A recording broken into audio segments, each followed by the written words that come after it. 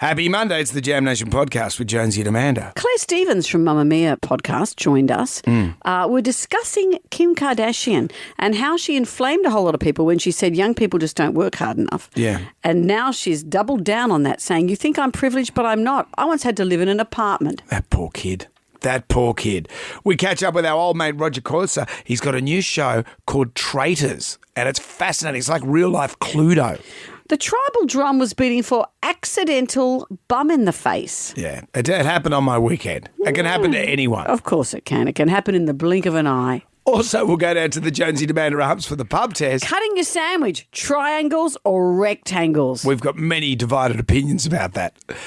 And gets my ghoulies. Enjoy our podcast.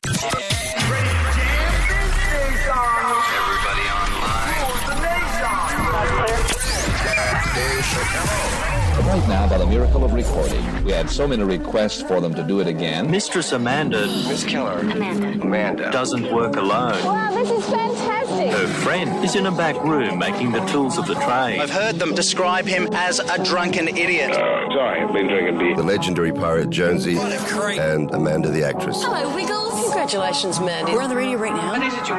Jonesy and Amanda, you're doing a great job. You have no empathy for anyone but yourself, you giant tool. Now's the time to hear good radio. Sorry, a bit of a tongue twist there. Jonesy and Amanda are here. It's showtime, a-holes. We're on the air.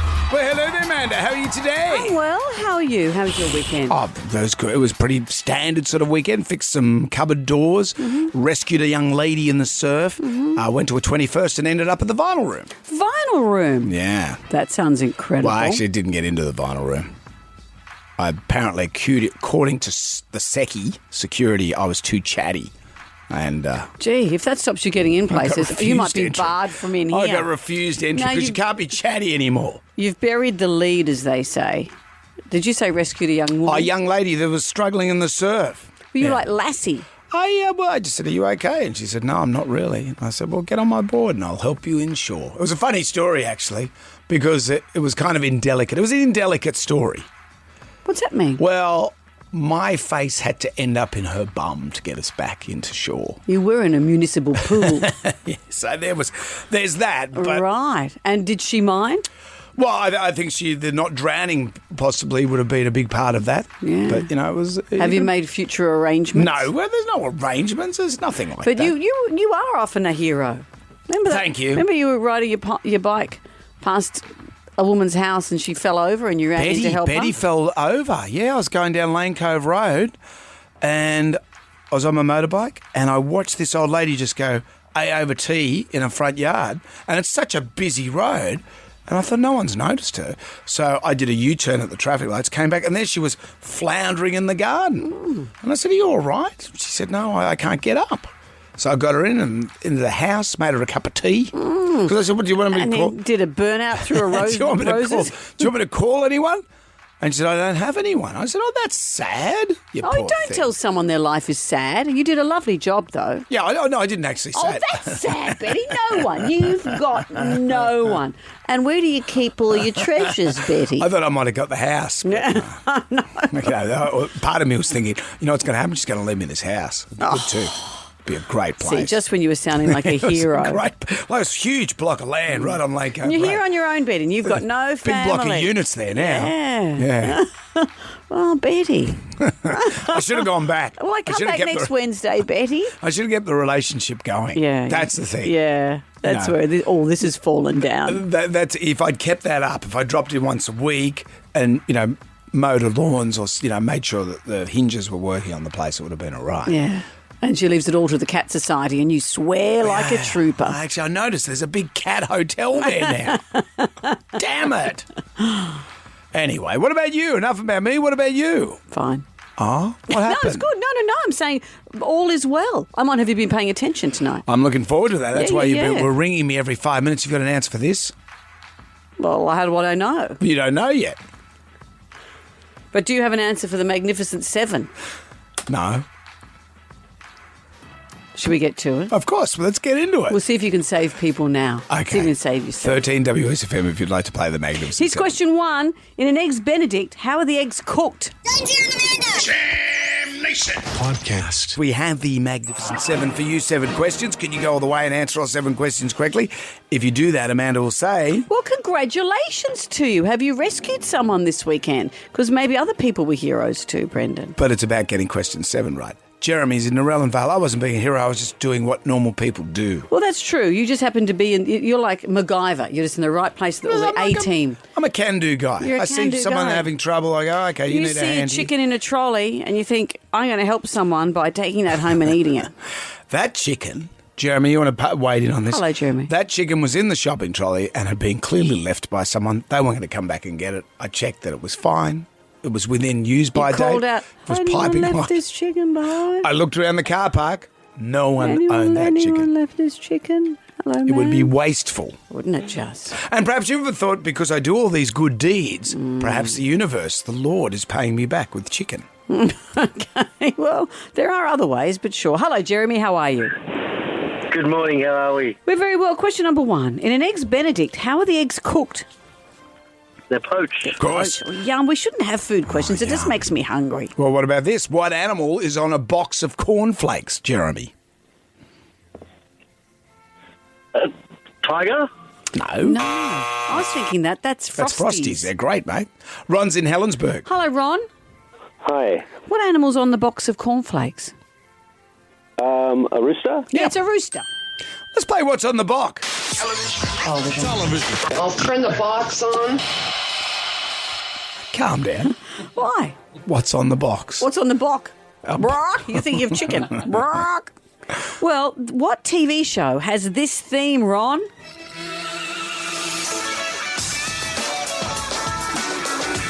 It was the Allman Brothers originally. Jessica.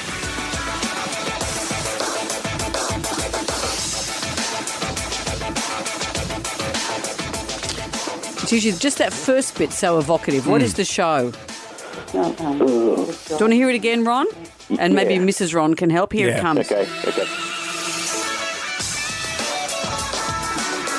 That's the bit. That's the bit that gives it away. Jessica, curiously, that was the lady's name that I rescued on the weekend. Her You're name was- obsessed. Was it? I'm just saying, what are the chances? We're playing a song called Jessica. Any ideas? Baywatch? No. That's how Jonesy pictures what happened. I told my wife this story, and she said, what are you, like some old creep like David Hasselhoff? And I said, I was helping out my fellow man. Right. And then I said, I don't think David Hasselhoff's a creep. Oh, so you were being a creep. I was not being a creep. It never occurred to me until now you were being a creep. If Helen thinks you're being a creep. My Obviously, wife- your retelling of the story got a bit more raunchy. No, there was no raunch at all. That's exactly let's how I keep it as a retold the rescue. story. That's exactly what the story was. Then why did your wife say you're a creep? No, because I just need to look at someone and I'm a creep. True. What's with you? Remember once when you said, I'm the Luna Park perv? What you meant to say was you love Luna Park. I'm a Luna Park perv. But it sounded like something from Current Affair. He's the Luna Park perv. All right. So what TV show has that theme? That's question number 3. Jam Nation. The Magnificent Seven, we find ourselves at question number 3. What's on the box? Television. I'll turn the box on. All right. Here's a theme song. What's the show? Ali's in Penrith. Hello, Ali. Hello, Amanda. Hello, Jonesy. Ali. Ali, what's the song? What's the TV show? Top Gear. Top Gear. In which of these sports does the clock count up? Is it A, hockey, B, basketball, or C, soccer? I'm not really a sports person, so I'm going to have a guess and just say basketball. It's not basketball. Tyler's in Springwood. Hello, Tyler. Hello. Hello. In which sport does the clock count up? Hockey or soccer? C, soccer. Soccer. In the US military, what is a Black Hawk? It's a helicopter. It is. Question 6. Who played Dr. Hugh Knight, an Australian TV show, Dr. Doctor? That show's way before my time. I have no idea. No, it was only in the last few years. What are you, 2 Not years Doctor old? in the house. Tyler's 2. That's amazing. He sounds so confident. Talking embryo. John is in Wentworthville. Hello, John. Yeah, can I get a quarter? It's Yeah, it is Roger Corso. That's right. He's on our show today. John's got no time for pleasantries. No. Who was the jockey that rode Giga Kick to victory at the Everest over the weekend? Oh, gee. That's a tough one. Oh, yeah, I don't know that one. Let's see if Julie in Belmore knows that one. Hello, Julie. Hello. Hello. So Giga Kick was the winning horse at Everest. Who rode him? Craig Williams. Craig There you go, you Williams, know. that's it. Did you have a lazy 5 on that, Julie? No, sorry. Never mind. Congratulations to you, Julie. You've won the jam pie. Sometimes it's excruciating. I'm just asking, I'm making conversation. I know. What? Maybe you shouldn't. Julie, congratulations to you. You've won the Jam Pack, a $100 Make-Out Meals voucher. Make-Out Meals? deliver meal kits from Australia's favourite restaurants and is now available in Sydney. So you don't This have is to make cool. out? No, Make-Out Meals. $200 Contour Clinics voucher. They are the go-to clinics to rejuvenate and refresh your face with their gold standard skincare technologies. Sounds good. And Jonesy tomato coat to choose fit to colour in some standard pencils so you can colour in confidence. Julie, anything you would like to add? Thank you. Julie, you are welcome. Thank you, Julie. Well done. Jonesy and Amanda. Jam Nation. Podcast. This is it, folks. Over the top. I'm going to flick through the Jalmanac, our big book of musical facts. Good for you. Thank you, Brendan. On this day in 1998, Canadian rock band Bare Naked Ladies went to number 1 with 1 week. They recorded it bare naked. Did you know that? During the sessions for their debut album, the band lived up to their name and they got naked to record some of the tracks. Even the producers got naked. One of them said, "You felt more awkward if you had clothes on. So I ditched my clothes too." Mm-hmm. Of course, I went out and took some photos of them all buck naked, he said. So I hope they have Febreze the sofas. But once you look at those photos, you can pick who was playing the biggest organ. Let's hear it, shall we? 1 week? Jam Nation. I don't want to make you anxious, Oh, here we go. What have you done? as there are many Has things someone done something to my car? that make you anxious in this world. Well, I'm glad you asked about the car thing. There's a gang of thieves stealing your catalytic converter. This is a story. I don't think I've got one. Yeah, you do. What is it? Well, Petey's News the other night. It's a commodity worth more than gold, surprisingly found on many Sydney streets, and it has thieves in overdrive. Car exhausts are being stolen for their precious metals, and it's happening in the most public of places. An awkward encounter between a car owner and a brazen thief on the rooftop car park at Bankstown Central. Hi bro, why are you taking my car? Sorry? What you doing with my car? Is this yours? Yeah. Seriously? Yeah. What are you doing with my car? I don't know if it's yours. Sprung in the act trying to saw off this Honda Accord's catalytic converter. Sorry, brother. Sorry about that. That's fair enough. The guy, what do you mean fair enough? The guy's underneath the car. He's got a trolley jack. It's at Bankstown Shopping Centre. And he's got a recipe saw. And he's trying to hack the guy's catalytic converter Is it a off. box underneath your car? Yes. Yeah, so your exhaust. So the catalytic converter, what it does, it combines oxygen and carbon monoxide. And it turns on the unburned hydrocarbons, and they produce carbon dioxide and water, H2O. So when you see a car and water comes out of the exhaust. Yes. So instead of that exhaust spewing into the air, it converts it into water. Right. So it's part of that process. And why are the they Americans stealing invented it back in the 80s. They're stealing it because there's precious metals in the catalytic converter. Jewels. Well, so there's platinum.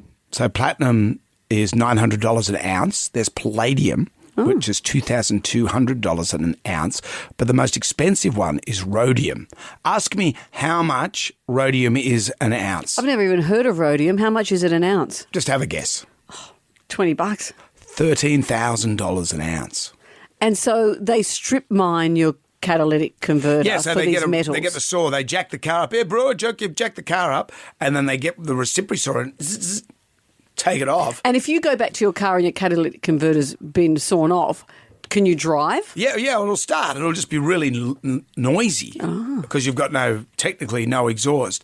And also with modern cars, you've got all the oxygen sensors and all those things. So all your dashboard lights will probably go crazy. Wow. And what do people do with all the metals? What do they sell them just for metal-y things? Yeah, well, it's a precious metal. It's more expensive than gold.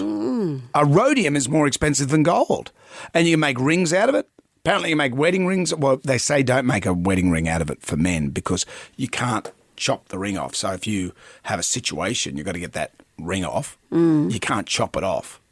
So you lose your finger. Yeah, well, you can't chop the ring off. And for women, do they have it made out of that too? I don't know if women get rhodium wedding rings, but, if you're in a situation, you're with Miss September and you're trying to get your ring off. Right.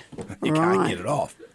I think, and if it gets trapped in machinery. If it gets trapped in Miss machinery. April. Miss April, she'll get upset. Or you might be stealing someone's catalytic converter. Yeah, that'd be an irony. That would be ironic. Yeah. Anyway, so I don't want you to be anxious. I've let that one go, Brendan. But I know with your car, because you've got a fully sick exhaust system. So straight through, bro. So there's no catalytic converter. Right. Am I right? I think I know what you're talking about. Come on, we're sitting here. I stopped listening when I heard Jules. Jonesy and Amanda. Jam Nation. Podcast. They demand entertainment. Are you not entertained? Put on your dancing shoes. Now give me your best shot. You'll catch it with her sister Jessie and their cancelled podcast at mamamia.com.au. Fresh back from a trip on the GAN with her mum, which I've been following on Instagram. That looked like fun. Hello, Claire Stevens. How are you? I'd love to go on the GAN. Oh, it was so much fun. You have to do it. It was great, and great to do with a parent. Does the scenery change? Yes, between especially, you're in the Red Centre and then you're in I hadn't been to Darwin, so to me it felt like Bali or something, it's all tropical. Darwin's fabulous, isn't it? Yeah, it was amazing. And because you went with your mum, was it on her dime? No, it wasn't. It was a work trip. Oh, so Mum was kind of on our dime. So she was on your dime? Yep, she's loving it. And you know what happens? This is where it all changes. Yeah. Because it's 1 minute where your parents are always paying, and then all of a sudden, as soon as this happens, you two are now going to be the people that pay. Exactly. So that's where it's changed. I know. Welcome it really to the has. party. It has. And speaking of that, because somebody who knows about paying is Kim Kardashian. Yeah. And I've got a story about her. Please. Well, please. I don't think there's enough stories about the Kardashians out there. We don't talk about them nearly enough. So you might remember in March this year, Kim Kardashian did an interview with Variety. And in that interview, she was asked for her advice for women in business. Mm-hmm. And she said, I have the best advice for women in business. Get your effing ass up and work. It seems like nobody wants to work these days. Mm-hmm. It didn't go down very well. People got very upset and for many reasons, but mostly privilege. People were like, well, yes, I'm sure you've worked. I'm sure you get up in the morning and you do some things, but it's been you've had a leg up, Kim. She did, I saw it. from a privileged upbringing. Her father was Robert Kardashian, who was O.J. Simpson's lawyer, so she hasn't come from a nondescript background. Exactly. She grew up with the likes of Paris Hilton. She didn't come from nowhere. To make matters worse, former employees came out and accused the whole family of making them work ridiculously hard for not a lot of money. So they're trying to say, you can work and not make a lot of money. And not get rewarded. Yes. So then Kim decided to do what Kim does best. She was silent at the time, but now on the new season of The Kardashians, she's essentially released a PR statement about the backlash, but via the show. Yes, in a so way she's that looks saving all her real life stuff for when she's on television. Exactly. So it looks like a natural conversation between her and her sisters, but really it's a PR statement. She says the comment was taken out of context. The interviewer has said it really wasn't.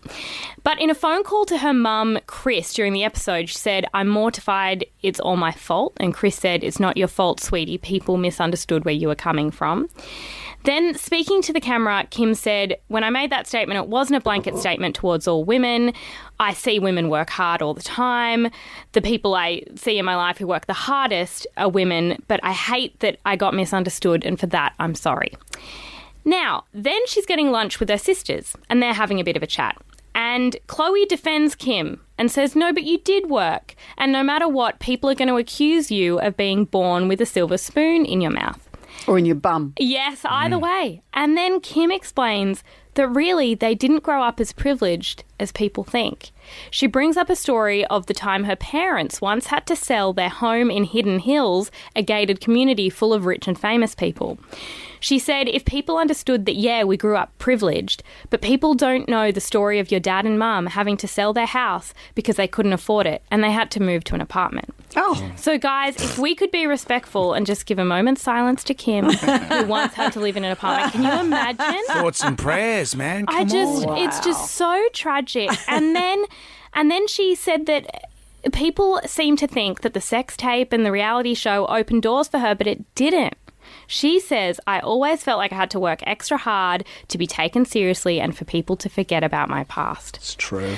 I do think that there is a bit of tension here because Kim should be able to say, I grew up very privileged. However, I work hard. I believe the woman works hard. Yeah, she works hard. I reckon she does long days. Yeah, those sex tapes don't make themselves. But as the world's biggest influencer, she has to work hard and provide content every day. She does work hard. Yes, she does. And you should be able to say both. I grew up with a very good background, but I also worked hard. But right now, it's very unpopular to say that you grew up privileged.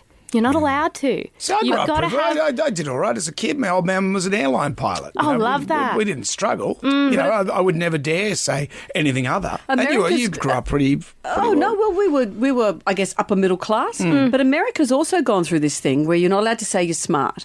That this is the modern America. You can't say, and bizarrely, Donald Trump, billionaire, has made people not trust hang on, rich he had people. one small loan of $1 million from my father. But new America is that don't say you've got money and don't say you're smart. You're not allowed to say either of those things because that undermines every achievement you've ever had. You can't say you're white and boring. That's what it is. Yeah. That's what it is. Not allowed to say that. It doesn't make you interesting. Sadly, at 54, I'm white and I'm boring. I could have told you that at 12. And you're taking your mum on the gan and on your dime, you and Jessie. This is great, Claire. Thank you. Always a treat. You can hear more from Claire with Jessie on cancelled mamamia.com.au. We'll catch you next week. Bye. Jam Nation. There's a couple of questions that I have to ask you. I don't answer questions. Just answer the question, okay? What's in it for me? $10,000 reward. Right here, right now, there is $10,000 for you with the $10,000 question. This has gone off 4 times, so it can happen. We have 10 questions. We have 60 seconds. Doesn't matter how many people it takes, but if someone answers question 10 correctly, they get $10,000. Do you think Ian of Kings Langley has what it takes? We never know. Hello, Ian. Hello, how are you? Very well, thank you. Ian, you might have to turn your radio down. What's happening in the background, Ian? Nothing much. I'm Okay. I'm on the Bluetooth. Should I get off it? Let's have a listen. Hello, hello? Hello? No, that sounds all right. Let's go. Okay. Now, Ian, the minute you hesitate or the minute you're on your out and someone takes your place, we have 10 questions, 60 seconds. You could be seconds away from $10,000. Are you ready to start? I am. Ian, let's do it. Here we go. Question 1. What do you call a drink made of champagne and orange juice? Blood. Darren's in Rosebery. What do you call a drink made of champagne and orange juice? Mimosa. Question 2. Hagrid is a character in which popular book series? Harry Potter. Question 3. Cress is a type of what vegetable? Murray's in Glenbrook. Cress is a type of what vegetable? Cress, C-R-E-S-S. Yes. Herb. The herb. Suzanne's in Roselands. Cress is a type of what vegetable? Question 4. What software company makes Excel? Microsoft. Question 5. Which horse won Everest on the weekend? I don't know. Jeremy's in Redfern. Which horse won Everest over the weekend? Giga Kick. Question 6. What's the capital of Afghanistan? Kabul. Question 7. NARS is a brand that makes what? Margarine. Charlotte's in Windsor. NARS is a brand that makes what? Chocolate. No, NARS makes chocolate. cosmetics or makeup. That's NARS, not Mars. Oh, well, that was a messy 10,000. Still, we got to question 7. We didn't do too badly. Yeah. Monday, though. It'll be back again tomorrow, $10,000. Don't give up. It'll be back. Jam Nation. You are a bit of a hero around town. You once were driving down Lane Cove Road and you saw an old lady fall over and Betty. you rushed to her assistance. I was on my motorbike. Think about when you ride a motorcycle, you're very aware of what's going on around you because you don't want to die. And I noticed this elderly lady had a tumble on Lane Cove Road in the front yard of a house. She went straight over a rose bush. And I thought, well, I better go back and check that out. And I went back. I had to do a big U-ey. Took me a while to get back there because of the traffic.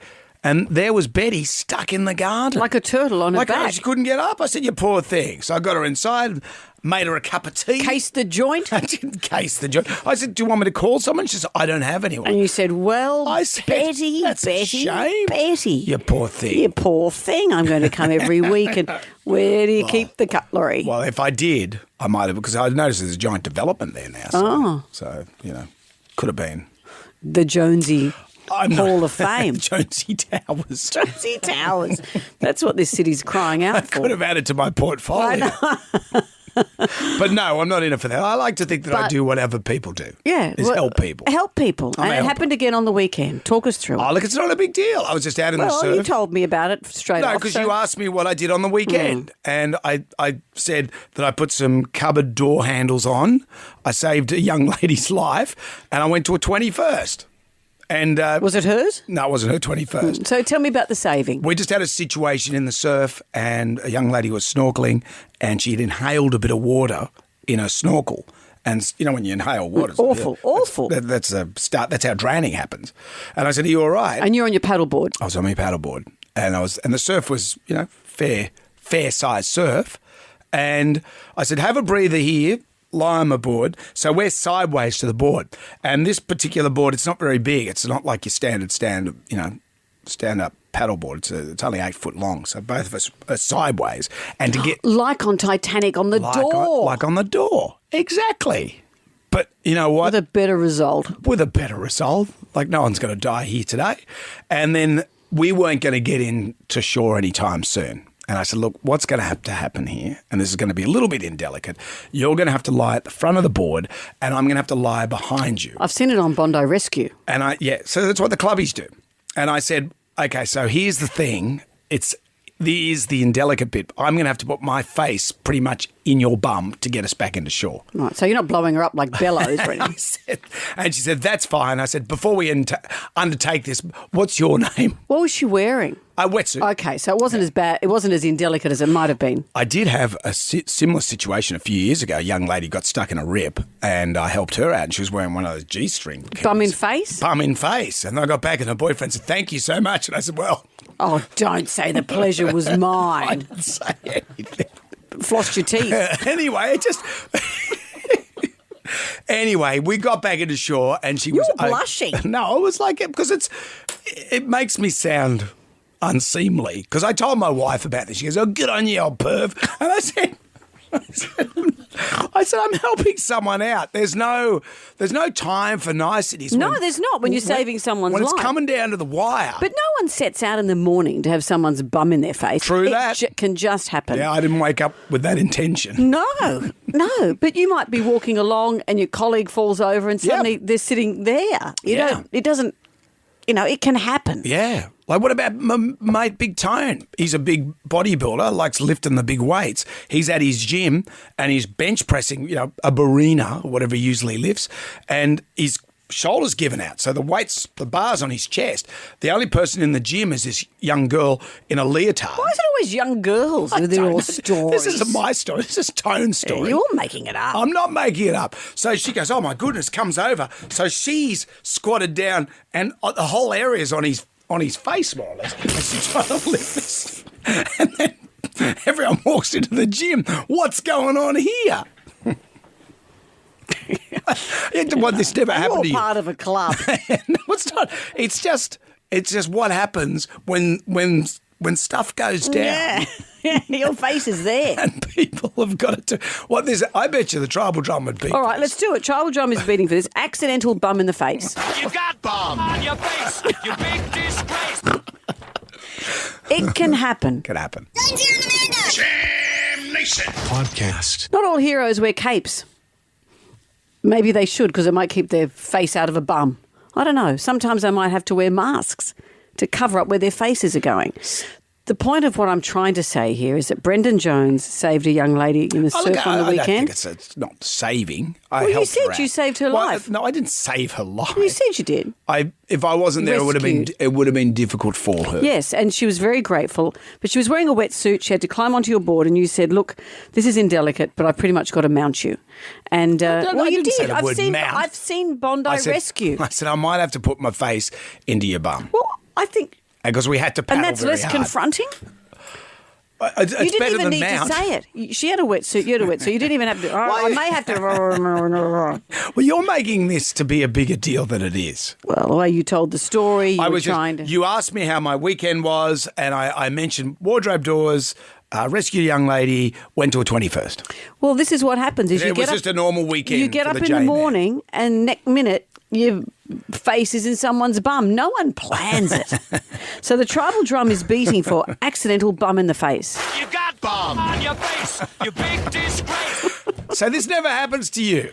No. So am I presuming you don't help people? Well, no, you and I have both done Dancing with the Stars. There's a lot of bum in the face. It's everything in your face. Yeah, but it's not always accidental, meaning that it's part of the routine and practicing. And Helen, the judge from Dancing with the Stars, she goes, what you've got to do is you've got to have more bottom in your face, Brendan. No, she doesn't. She did say never that. said She wanted more that. bum in face. She never said that. That was at the after drinks page.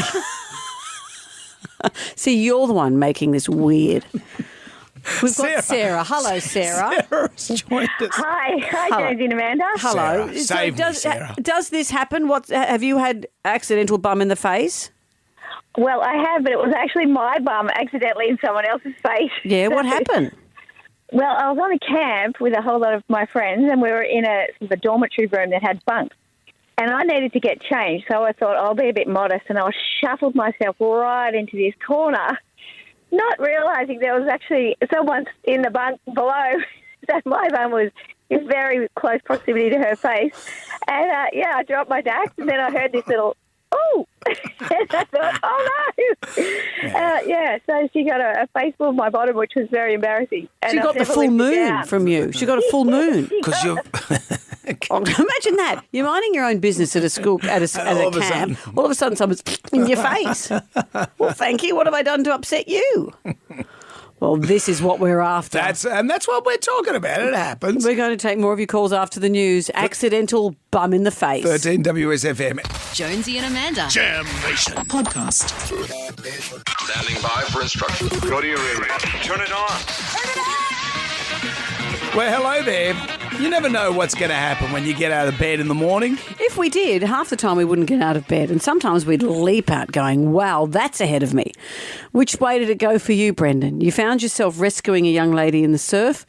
She had to climb onto your board. You had to pretty much put your bum in her face to get her to shore in safety. Not my bum in her face. No, I've got that round the wrong way. Took you hours. That's not how you do mouth to mouth.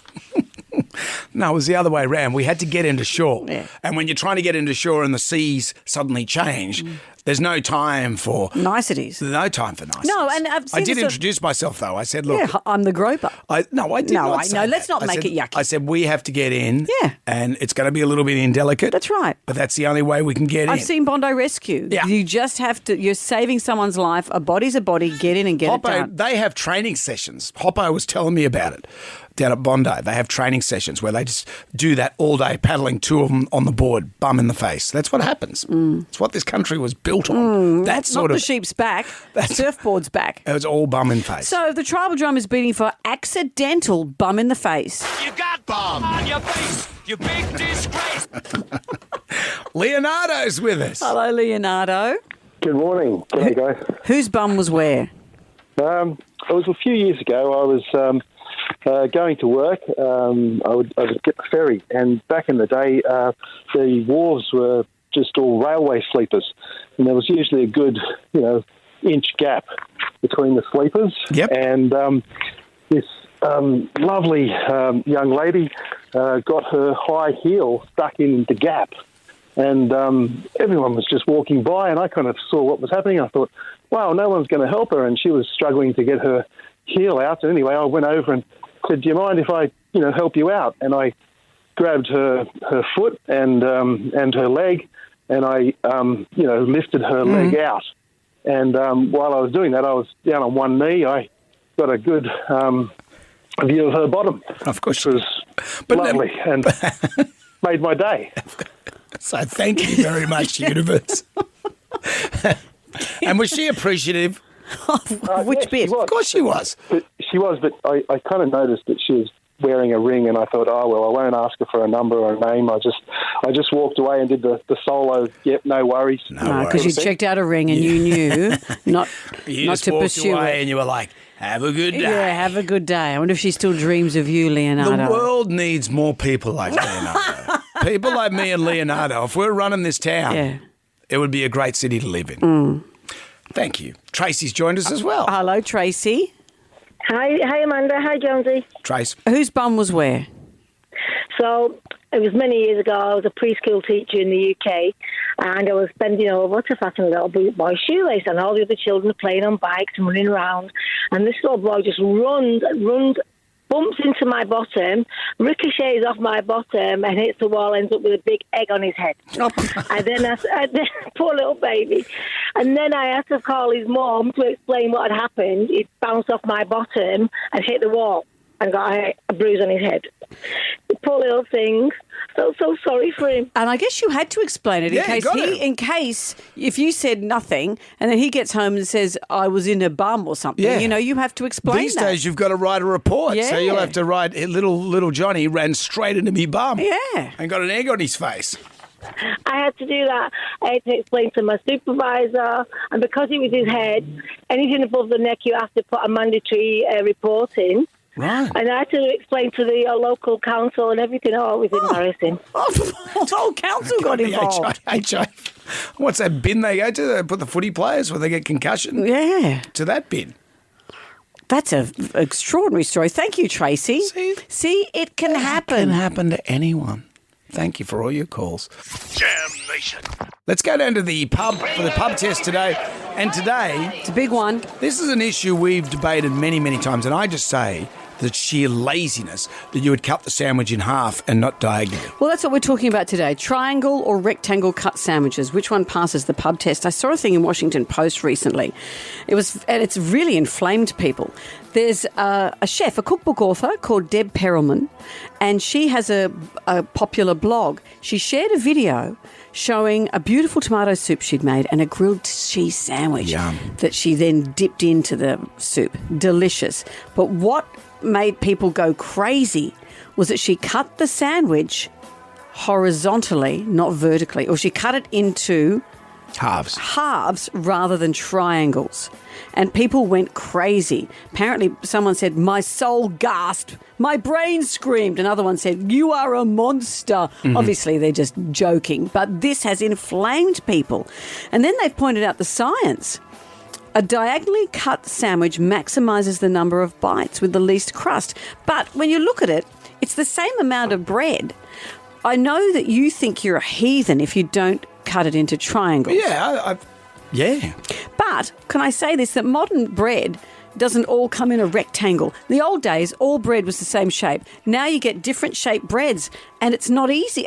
You don't get two triangles anymore. Criminally insane people cut it in half. Where's your research? They do. You could see some guy in prison going, Hannibal cut it in Lecter half eating like human that. flesh and putting it on a sandwich that looks like that. The only next one is they don't cut it at all, and they're like a Joe caveman. I can't handle caveman, that. just No. eating the whole thing. No, you have to cut it. Yeah. But I don't so mind if you're going to which cut way. it, why? What do you mean you don't mind? I don't mind which way. So you cut it diagonally, you get more sandwich, and it's more refined. You don't get it's more luxe. You don't get more sandwich.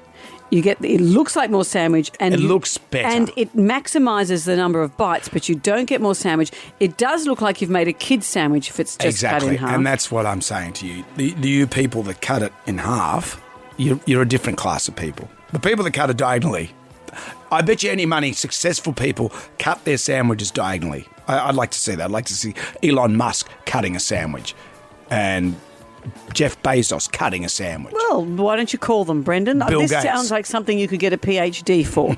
All right, triangle or rectangle cut sandwiches, which one passes the pub test? Jonesy and Amanda. Jam Nation. Podcast. Oh, sad news yesterday about Emmanuel's still alive, but Emmanuel the emu is struggling. Do you remember we spoke about Emmanuel the emu? He lives at Knuckle Bump Farm in South Florida, and his keeper, she's just fabulous. She's fabulous. Her name is Taylor Blake, and she would set up a camera and she'd try and do little videos about all the animals on the farm. She'd set her phone up and she'd be talking into it, and the emu would come up, Emmanuel would come up, stick his face in the camera, and he was determined to attack the camera, and she'd say, don't. It's so charming to watch. This is Emmanuel, do not do it. Emmanuel, don't do it. Emmanuel, don't do it. I'm trying to educate people right now, okay? Can you just stop? Emmanuel, every time. Emmanuel, don't do it. Emmanuel, don't do it. Emmanuel, don't do it. Emmanuel, don't choose violence today. Please, every day we go through this. Gosh, it's never ending. Emmanuel, you know what? Do it. How did that make you feel? Was it everything that you ever wanted and wished for and hoped for in life?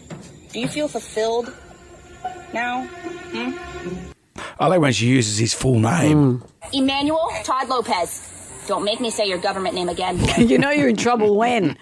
She has such a bond with this bird, and the footage from yesterday from her socials is her holding back tears and just nursing and kissing this beautiful emu, because 99% of all the birds on her farm have died. Avian flu has taken hold. She said she's been told that this is because of the stagnant water puddles left behind by Hurricane Ian last month. There's this bird on the outbreak and has made the virus run rampant. Right. And that's infected some geese. Some geese have then come onto the farm, and avian flu is spreading everywhere. This isn't the same flu that we can get as well, the bird flu. I don't know. But she said she's desperate to save Emmanuel. There's only Emmanuel and Emmanuel's best friend, Ron, I think, who's Rico, the swan. They are stable mates. But she said she's hand-feeding Emmanuel, sleeping less than an hour a day. She's providing him with nourishment through subcutaneous fluids administered every 2 hours around the clock. It must be so hard. So more than 50 birds have been wiped out in 3 days on her farm, and she loves all of them. It's so tricky. So she said the emu faces a long road ahead to recovery. She insists that he's been left temporarily unable to walk because of what's going on for him, but he's a fighter. So we will keep you up to date with what's happening with Emmanuel's the female version. We'll keep you up to date with what's happening with Emmanuel. But the whole world loves this emu, and we're rallying behind you, Emmanuel. Damnation. I want you to get up right now. I feel like I'm taking crazy pills. Go to your windows, open them, and stick your head out and yell, I'm as mad as hell. I'm not going to take this anymore. Let's get on down to the Jonesy to Arms for the pub test. And today, triangle or rectangle cut sandwiches. Which cut passes the pub test? Yeah, this was in the Washington Post, and that's spurred a discussion. They have a famous cookbook author who writes also a famous kitchen blog. She made a beautiful tomato soup. She made a delicious cheese toasted sandwich. Delicious. But then she horrified people by cutting the sandwich down the middle rather than on the angle. So rather than 2 triangles, you get 2 rectangles. People were saying, my soul gasped, my brain screamed, clearly you're a monster. The science says that on a diagonally cut sandwich, you maximise the number of bites with the least crust. But it's this, even though it looks like less of a sandwich, it's the same amount of bread. I don't know why everyone's getting jazzed about this. You say you're not a member of the human race if you don't cut it on the diagonal. You eat with your eyes. Okay, that's what happens. I prefer cutlery. No, when you look at the food, it's got to be appealing to you. So if it's cut diagonally, if I went to a cafe and they served me toast cut in half, I'd throw it back in their face. I'd say, you lazy so-and-so. You say you feel You've you charged get me less $9 sandwich. for this, at least cut it diagonally. Because it takes a degree of skill, you see. But you said you feel like you're getting less sandwich. It's more luxe. Everyone's talking about luxe stuff. It's so like luxe. It's luxe. You live in the dream. All right. Triangle or rectangle cut sandwiches. Which of the cuts passes the pub test? Got to be a triangle. Triangles are the go. Tastes better. The only cut is rectangle sandwiches. Otherwise, you've got the pointy bit at the end when you finish eating a triangle one. All of the above. And Jonesy, no matter which way you cut it, it's the same bit of sandwich. Like a whole sandwich, if you cut it anyway, you've still got a whole sandwich. It's just now cut into divisions. Are you insane? It doesn't matter. You ask the toddler first before you cut. It's triangle, but I think Jonesy needs to go back to school because both are half. Oh, did you say half? I can't work with you people, honestly. Brendan, And you don't reap what ask you the sow. kid. You don't ask the toddler you say, this is what you're getting, mate. Eat it and like Look, it. toddlers aren't in prison, Brendan. You don't talk to them like prisoners. Well, you should. Maybe you should. Jam Nation. Always happy to catch up with Roger Corser. He's got this new show called The Traitors. It sounds good. It looks good. Traitors will play the game alongside you. You won't know who they are or just how many there are. They will become your friends, and all the while, they will be plotting your demise. Unmask and eradicate the traitors first, or they'll take you out, one by one. Happy hunting. It's like working at this place, all the traitors around here. Yeah, the difference is there that someone wins $250,000. Chopping the sandwiches in half instead of diagonally. It's really jazzed you, hasn't it? Nothing jazzes. Oh, everything Nothing- jazzes. no, nothing You're jazzes like me. a cat. Everything's like stroking a cat backwards. Everything jazzes you. Nothing. I'm the least jazzed person in the world. I will say this, it's always great to catch up with Roger. Remember him, he played Hugh in Dr. Doctor, although that was lost on the Magnificent Seven this morning when Tyler from Springwood got on and up to question 6. Question 6. Who played Dr. Hugh Knight, an Australian TV show Dr. Doctor? That show's way before my time. I have no idea. No, it was only in the last few years. He's not Doctor in the House. Tyler's 2. That's amazing. He sounds so confident. Talking embryo. What about we got 2-year-olds that are now sounding like adults? What do you think he thought? But the Magnificent Seven is interesting because sometimes there's a question about World War II. Oh, I don't know. It's before my time. Yes, that's why it's called history. Doesn't mean we don't know it. We have a rich history with Roger, and he's joining us next. Jonesy and Amanda. Jam Nation. Podcast. Well, you might know him best as, well, do we say bad boy, Dr. Hugh Knight and Dr. Doctor? Kind of a bad boy, a rogue, a bit of a rogue. A bit from column A and a bit from column B. Well, he's taken on a very different role, hosting a show that looks a bit like a real-life version of Cluedo. I'm intrigued, and he's really dressed to the nines this morning. The new show's called Traitors, and Roger Corser joins us now. Hello. Good morning. Good morning. It's a little bit of a different thing for me, to being a presenter, but I enjoyed it. So are you presenting as you? No, it's a little bit of a hybrid. Talk about column A and column B. Hybrid of you and a Punzi person. Yes, so probably not that much acting. Bit of a squire. Yes. Right. Well, look, it's a really great themed show. Like, as you said, it's got the Knives Out, the Cluedo, all your sort of whodunit kind of elements to it. So we thought we'd just sort of go along with that, and then they gave me like the biggest wardrobe budget I've ever had in my life, and sort of here's 15 suits, There you go. And then so we just sort of went along with it, and and had a lot of fun. But And it works. The contestants are real people, aren't they? Yes. That's not scripted at all. It's just we're having a bit of look. I think sometimes, and man, you do it. You have a bit of fun when you're presenting on the show, and so we just thought, why be so earnest and have a bit of a tongue in cheek kind of dig at all these kind of genres and just have a bit of Come on, fun mate. with it. It's TV. It's not a place of fun. You don't do TV. You don't have fun on TV. And the premise is all these people have to lie and to sort of be deceitful to win, which I think is kind Actually, of that's fabulous. perfect for TV. I couldn't do it. I would hate to deceive people, and I would never get over someone deceiving me. And so you've got these traitors. Yeah. So is everyone a Everyone's traitor? a traitor. No. Okay. Everyone's what we call a faithful. So you all start as honest people, and then we put the eyes wide shut masks on last night, and then I go and tap 4 of them on the shoulder, take the masks off. Those 4 are traitors. No one knows except them who they are. In fact, in the first kind of day, they don't even know who the other ones are. And their job is each night they'll confer and they'll, metaphorically, murder someone out of the game, and they're gone. So they start, and so people got to work out who these traitors are, and they get to a rebuttal by a banishment ceremony, and they get to sort of, cast out a traitor who they think is, but they get it wrong all the time, and becomes a bit of a witch hunt. And then we lose 2 contestants an episode, so it goes really quick. Right. And then I noticed from 24, when you get down to about half, people start to go, "Oh, I'm getting close to the money now." Yeah. And their game faces come on, and they form really tight bonds with people. But all the while, what we look at, someone's just lying to someone's face and ready to backstab. Yes, and then they go back into society, and all their friends go, "Look how easily you lied." Yeah. Yes, and some don't care. Yeah. Some, we do all the pre-interviews, and everyone's like, "Oh, I can't wait to suck someone in," and then just shaft them. We're surrounded by sociopaths. And Yes. there's a guy that was a hostage in Somalia. Yeah, he's incredible, Nigel. So Nigel he's a photojournalist, so he got abducted by Somalian pirates or bad people and was a hostage. Australia's longest living hostage. Wow. It's 400 and something days. Incredible. Then a hostage negotiator and so forth. I think his family had to pay $100,000 US to get him out. And he's a contestant.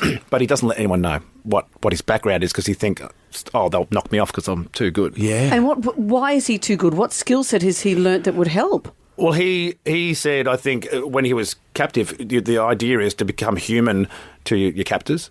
And to bond with them and to be on their side. So, and he is whatever. It's no secret. Last night we saw he's one of the traitors. So he can then bond with people and put people at ease. Thinking, this guy's such an amazing guy. He'd never do that. He'd never do that. Oh, yes, he would. And don't walk near Nigel in a stairwell. No, you push her right down. And that would happen. This is juicy. And $250,000 is what you can win. Yeah, and then then we have challenges to win money to go in the prize pot, which only one person will win at the end. Well, you can split it maybe, but so then the traders and the faithful have to come together and all work for the common good, and then all the while they're kind of going, trying to work everyone out. So they want to get as much money in the pot as they can and then pick each other off. That's exactly it. It's Squid Game-ish. So good. And is that the same as your wardrobe budget, the $250,000? Not well, because you're wearing a lot of tweed. You look like you're dressed for a duel. Yes, you look good. Either a duel or a court appearance, but I would let you off. If you came into a court, you could have been an X-Men, and I'd say, nothing to see here. I like the dandy look. I'm going with it, you see. I'm an older gentleman now, you see. You can be a dandy. Listen to him. Roger, it's always great to talk to you. Catch The Traitors tonight, 7:30 on Channel 10. Roger Corser, thank you. Good to see you again. Jonesy and Amanda. Jam Nation. Podcast. All right, people, listen up. Is everybody in? Let's go. Yourself in. Let the fun begin. Well, hello. Hello. I had dinner. I'd like to know your thoughts on this. Sure. I had dinner with a couple of girlfriends on Saturday night. And Who were the girls? My friend Jane and her sister Dr. Helen. Jane? Dr. Jane. Yeah, and sister Helen. And her sister Helen. And we knew the booking was from 6 till 8, early night. That's what we were after. And that was fine. We didn't have dessert.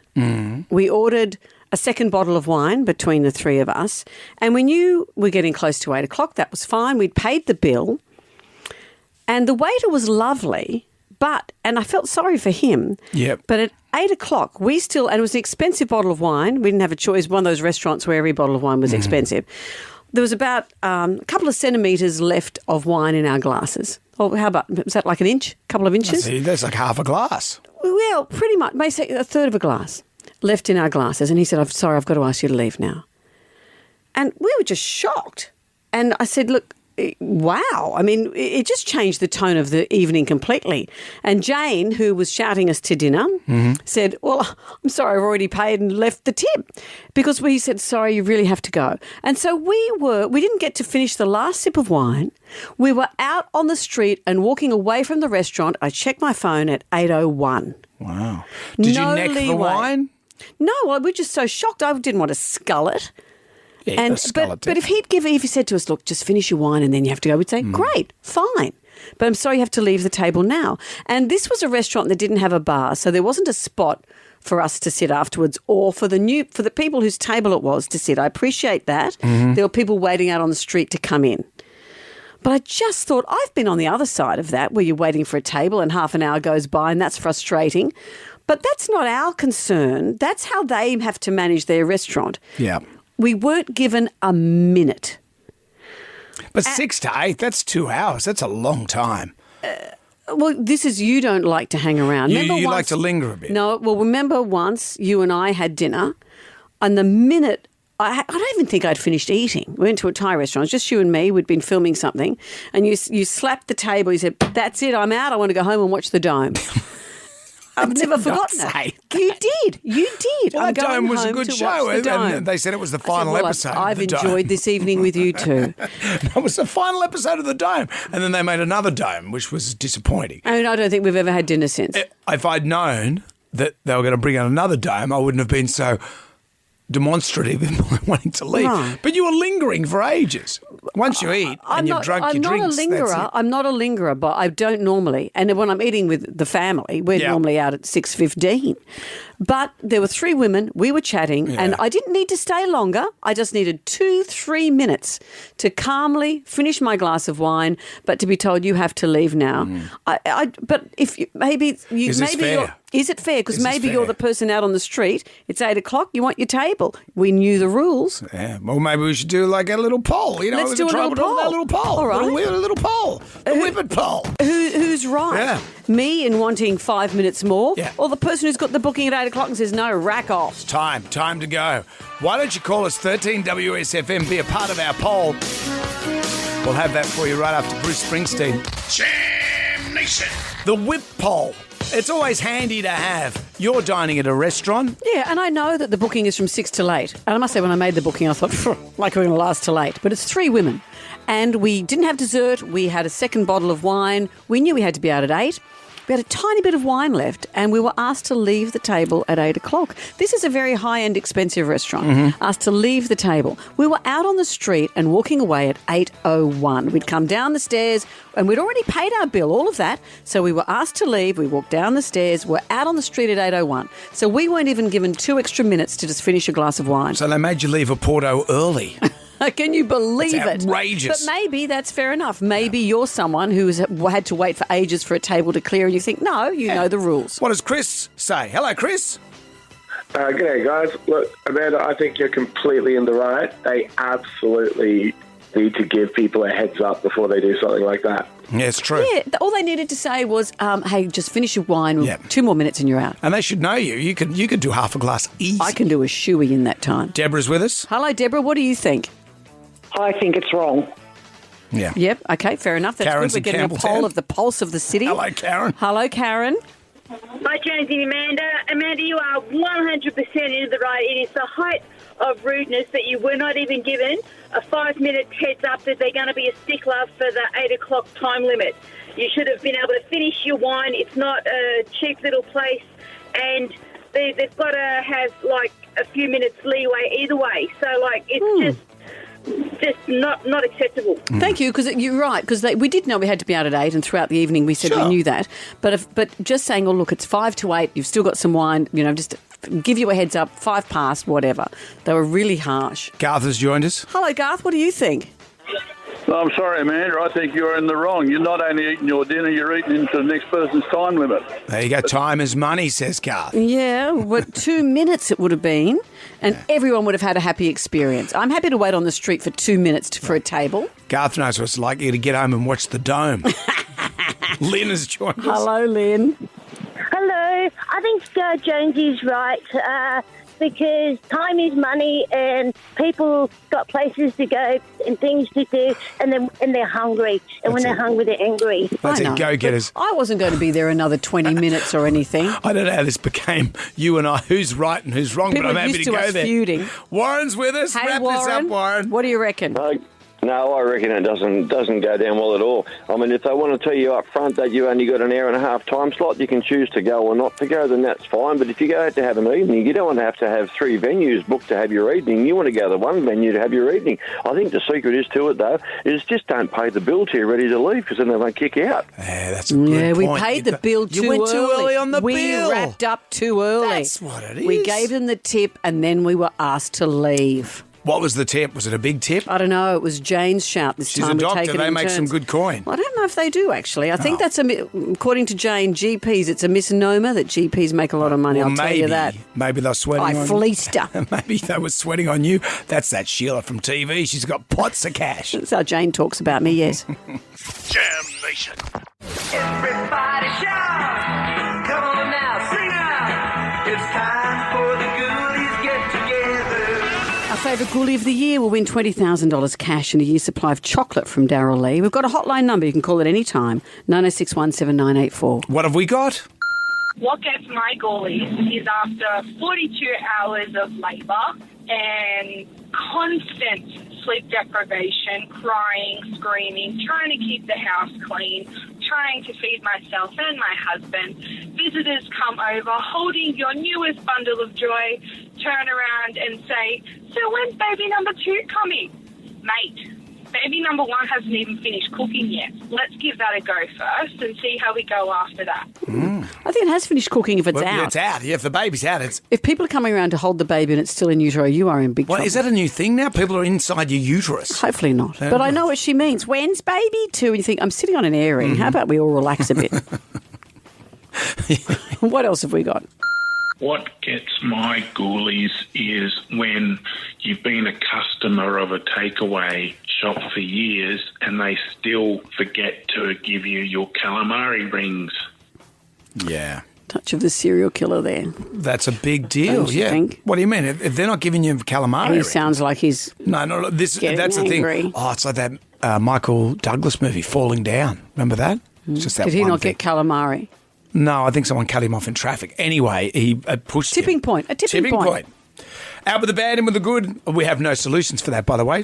Out with the bad, in with the good. If you dip it out, 9061 7984 forgets my ghoulies. It's 3 to 9. Our favourite caller emailed a Facebook friend with $300 to spend at Bay Vista, world famous desserts at Bay Vista, Parramatta and Brighton Sands. You also get that Jonesy and Amanda tea towel and fridge magnet. Magnificent 7 stumped Tyler from Springwood this morning. This is our early morning quiz. Question 6 was who played Dr. Hugh Knight on Australian TV show Dr. Doctor. Question 6, who played Dr. Hugh Knight on Australian TV show Dr. Doctor? That show's way before my time. I have no idea. No, it was only in the last few years. He's 2 years old. In the house. Tyler's 2. That's amazing. He sounds so confident. Talking embryo. 2-year-olds are so articulate these days. Righto, you two. That's enough. Bill Weaver's up next. He has free fuel to give away with Beat the Bowser. We'll be back from 6 tonight for Jam Nation. See you then. Good day to you. Well, thank God that's over. Goodbye. Goodbye. Wipe the tears, baby dear, from your eyes. Catch Jonesy and Amanda's podcast on the iHeartRadio app or wherever you get your podcasts.